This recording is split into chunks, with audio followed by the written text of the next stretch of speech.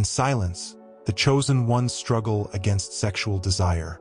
This is a topic that carries a lot of weight and, at the same time, a great deal of confusion. After all, why do those with a strong spiritual calling seem to be the most affected by this type of temptation? Is this merely a human weakness? Or is there something greater happening behind the scenes in the spiritual realm? If you have ever felt this struggle within yourself, if you've had moments when you wondered why certain desires seem harder to control than others, or if you've ever felt guilty for not being able to overcome this battle easily, know that you are not alone. This is not just a matter of morality or personal discipline. It is one of the oldest spiritual conflicts in history, and understanding this may be the first step toward completely transforming your relationship with this struggle. Today, we will dive deep into this subject. We will explore why this battle exists, how biblical figures went through it, and what we can learn from their stories. We will talk about the spiritual attacks that fuel this internal war and how this temptation can be a trap to divert you from your purpose.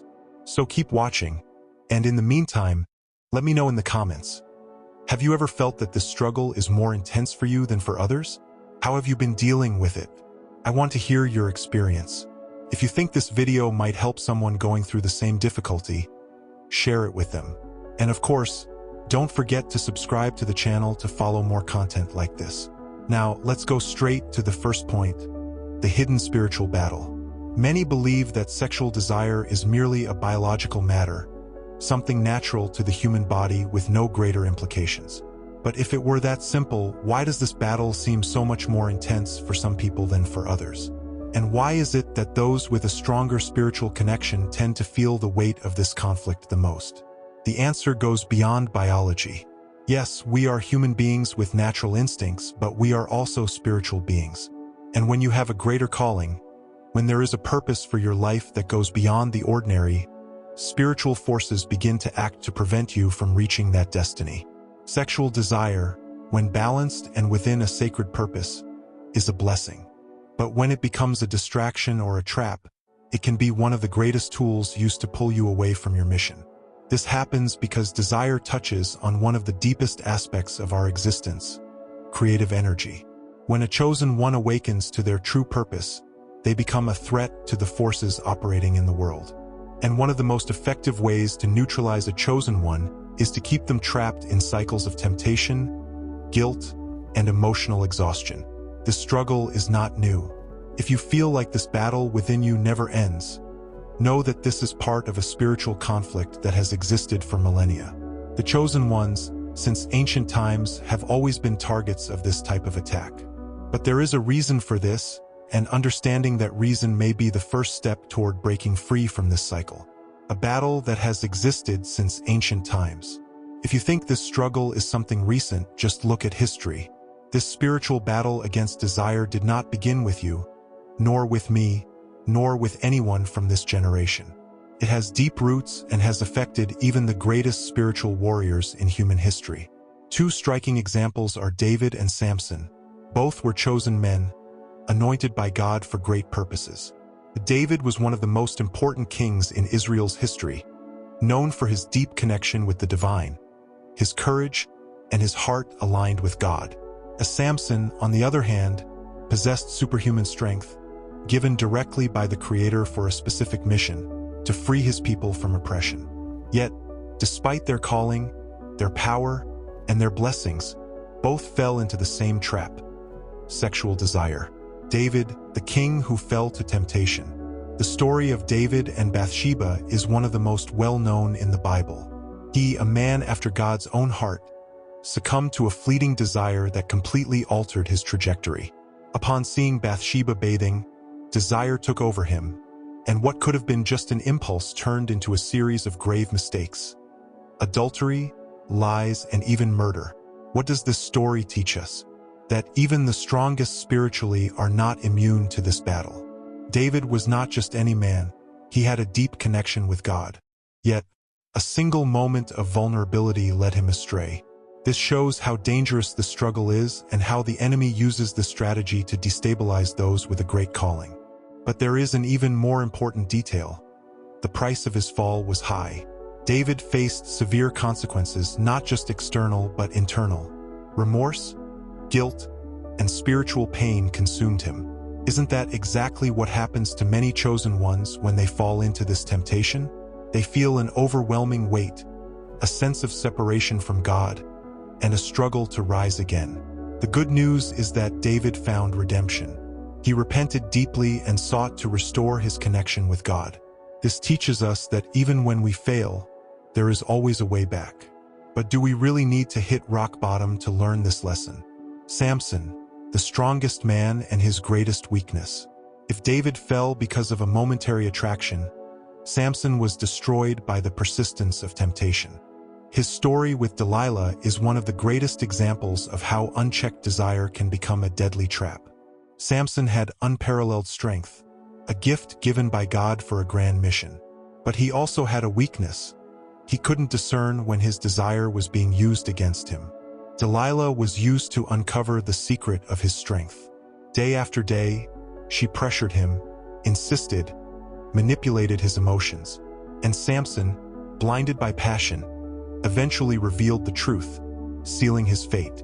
The result?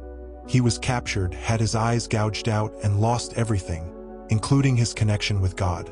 The lesson here is clear. Desire, when uncontrolled, can make us vulnerable to subtle attacks. Many times, temptation doesn't come aggressively, but through persistence, normalization of sin, and the false idea that it's not a big deal. And this is exactly how many chosen ones fall. First, they believe they can indulge a little without major consequences. Then they get used to the cycle, and when they realize it, they are already trapped. But if there's one thing David and Samson teach us, it's that this battle must be taken seriously. It's not just a natural instinct, it is a spiritual battlefield. The enemy knows exactly where to attack, and he will always use your weaknesses to try to divert you from your purpose. If you feel that this struggle within you is more intense than it is for other people, there is a reason. Sexual desire is not just a biological or emotional matter, but also a vulnerable point exploited in the spiritual realm. And when someone is chosen, when they carry a greater purpose, spiritual attacks do not just exist, they become constant and targeted. Think about it. If there is a war between spiritual forces, what is the best way to neutralize someone who poses a threat? Wear them down internally, divert their focus, and make their own mind a battlefield so intense that they become distracted from their real mission. And sexual desire is a highly effective tool for that. This desire is directly linked to creative energy. When properly channeled, this energy generates growth, heightened spirituality, mental clarity, and inner strength. But when it is recklessly wasted, it can lead to confusion, exhaustion, and even the destruction of self-esteem and spiritual strength.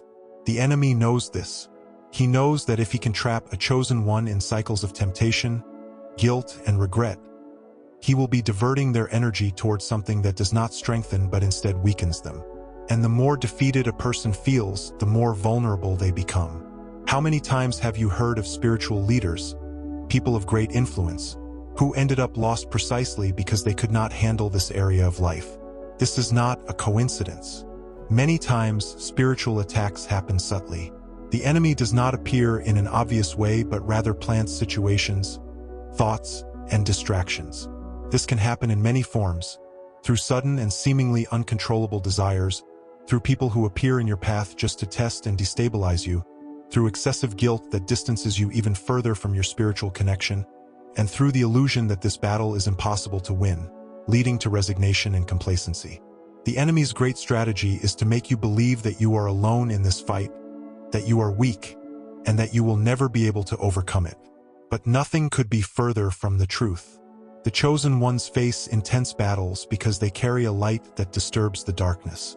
And precisely for this reason, sexual temptation becomes one of the main weapons used against them. Not because they are weaker, but because they are more important. Now, the question is, how do you escape this trap? How do you avoid falling into the same cycle that so many have fallen into? Sexual desire itself is not a bad thing. It is part of human nature, and when well directed, it can be a powerful force for creating bonds, generating life, and strengthening genuine connections.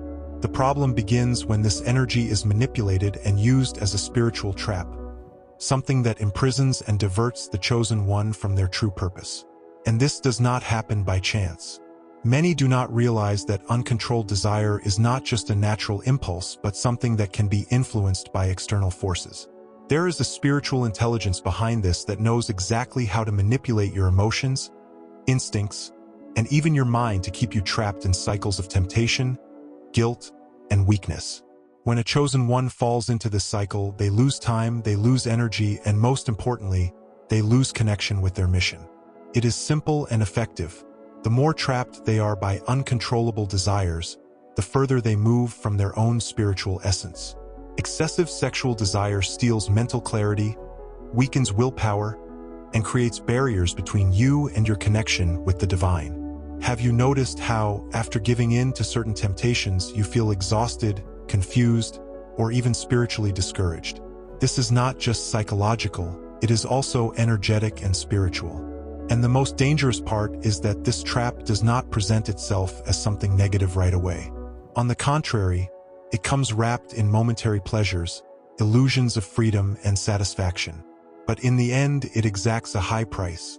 The chosen one who does not perceive this scheme finds themselves trapped in a constant struggle, always trying to break free but never managing to take a real step out of this cycle. This battle is not new. Many who were called to something great faced this same dilemma. David, Samson, and even contemporary spiritual figures have gone through similar trials.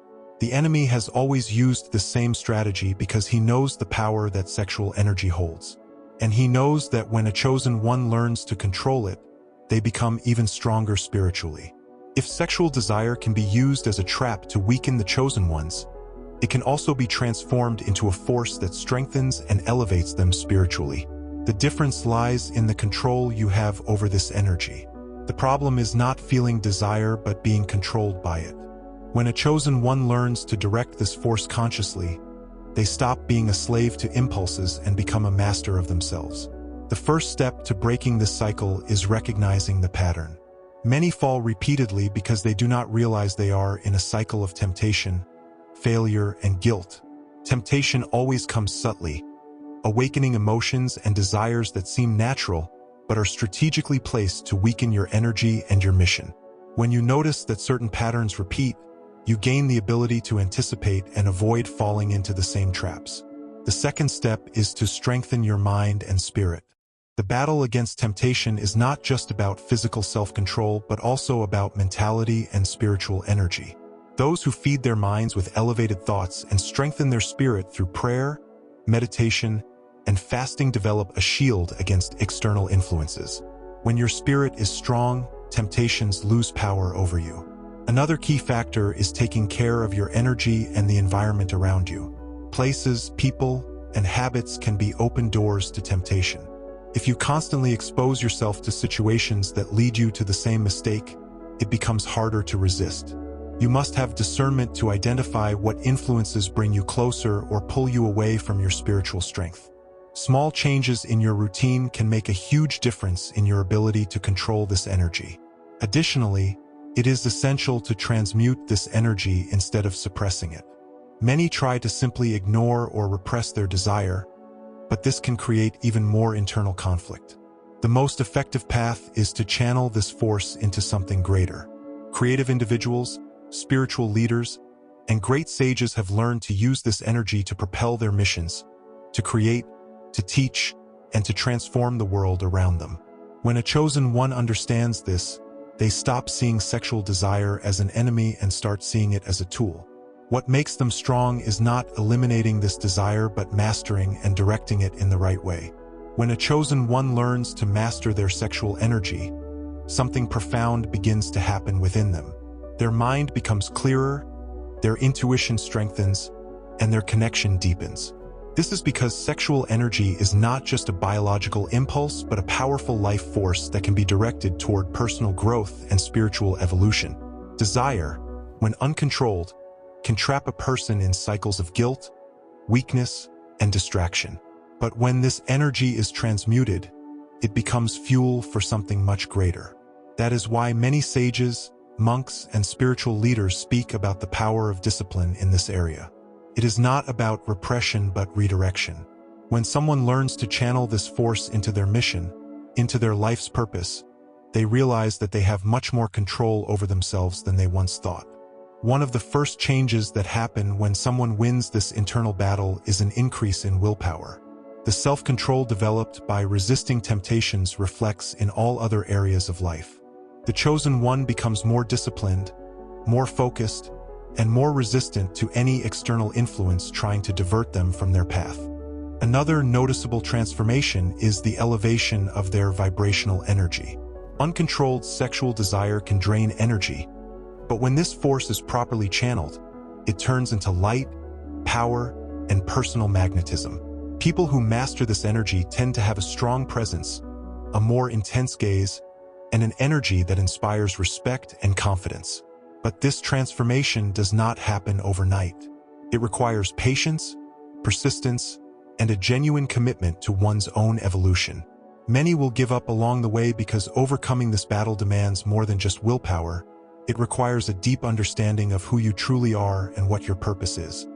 He is no longer deceived by momentary pleasures that, deep down, exist to divert him from his mission. He learns to see beyond the veil of illusions and begins to live according to a higher purpose, with a conviction that cannot be broken. Those who reach this level experience a profound shift in how they interact with the world. Their intuition becomes sharp because their mind is no longer clouded by cycles of temptation and guilt.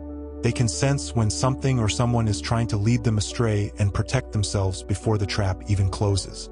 What was once an internal battlefield transforms into an unshakable inner peace. Another drastic change is the energy they transmit to others. When someone masters their own inner strength, it is reflected in how people perceive them. The chosen one who overcomes the struggle becomes a powerful presence. Someone who inspires respect and admiration without needing to say a word. Their energy speaks for itself, and those around them can feel it almost instinctively. But the greatest gift of this transformation is the closeness to the divine. When a chosen one is no longer a slave to desire and instead channels their energy into their mission, they begin to feel God closer. Their faith strengthens, their prayers become more powerful, and their spiritual life reaches a level where answers come faster. Synchronicities become frequent, and paths open more easily. In the end, this battle was never about repression or guilt. It was always about liberation. Chosen ones who understand this discover that true power is not in denying who they are, but in directing their energy toward what truly matters. When this level of awareness is reached, there are no more doubts, no more fears, only clarity, strength, and an unshakable purpose. And now I ask you, are you ready to embrace this power within you?